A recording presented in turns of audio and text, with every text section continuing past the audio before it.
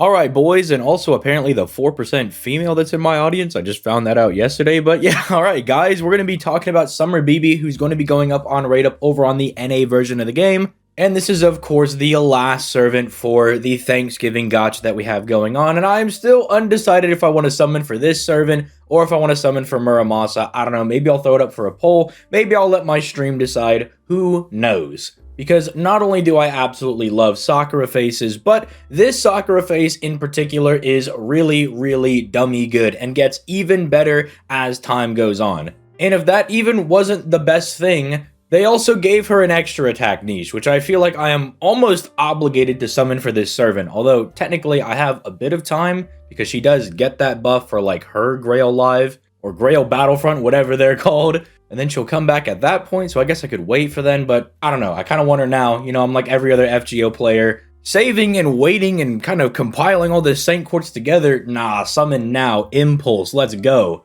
All that being said, before we talk about this servant, make sure you leave a like on the video and you subscribe to the channel for daily FGO content. Also, I stream every weekday at 6 p.m. Eastern Standard Time over on my Twitch, which is linked down in the description down below. I'm also going to be running a Yu-Gi-Oh tournament the day that this video actually goes up, and if you want to be a last-minute entry, Discord is in the description down below. Feel free to just jump in there and be like, hey man, I want to enter. But with all that being said, let's go ahead and just start off by talking about BB's hits. And BB's got some just pretty decent hits. Like, nothing here is really super insane, go figure. But it's just enough to get her to the gold, right? Double Buster cards mean that she can bust her Brave Chain with her own NP. Double Arts cards with 3 hits a pop with 0.61% NP gain and a passive 10% Arts buff do mean that while her Arts crits aren't going to be like refunding 800 billion% NP, it is enough with her crit niche to kind of get her back to her own NP if you don't have somebody like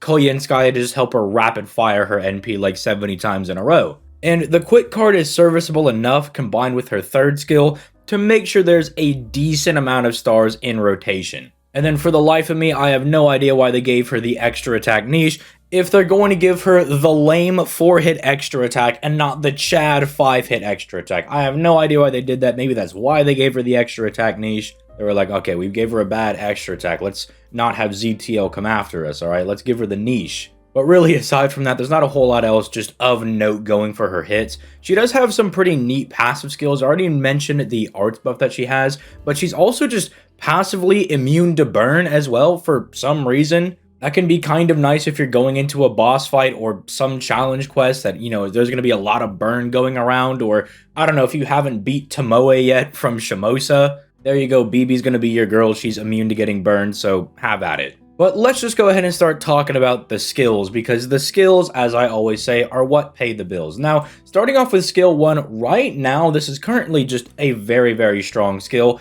It's basically Jalter's crit skill, giving BB 50% crit damage and some decent star weight for 3 turns. Both of those effects are on 3 turns on a 5-turn cooldown, but this kind of just gets dummy insane in the future. Again, I mentioned that when BB gets her own Grail front, they're going to buff her first skill, and for whatever reason, they were like, yeah, just slap on like a 30% attack, and then you know what, just give herself an on-attack buff that whenever she hits with her extra attack, she just drops 20 stars.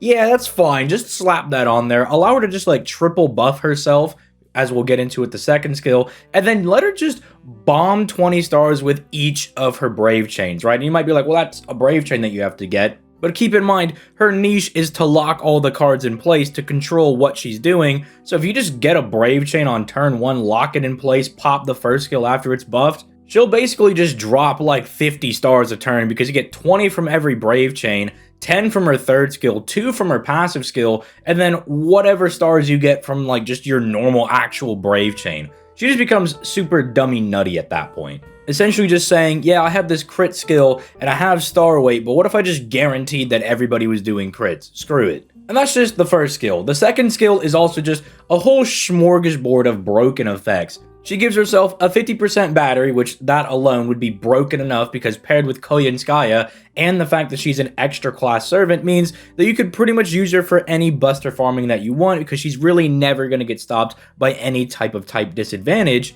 But then there's just other effects. They were like, oh yeah, here's the rest of the skill. Here's a 3k heal in case you're, in a challenge quest and you're getting a little bit weak. And by the way, here's also 1 hit of evasion. Again, if you're in a challenge quest, a little bit of survivability if you need it. You might not even need it in the first place. You might have just obliterated the enemy with this 20% buster buff that lasts for 3 turns, and this 50% NP damage buff that lasts for 3 turns as well, all on a 7-turn cooldown. Now, can anybody think of a servant that pairs really nice with servants that have real big NP damage buffs? I, for the life of me, can't think of him.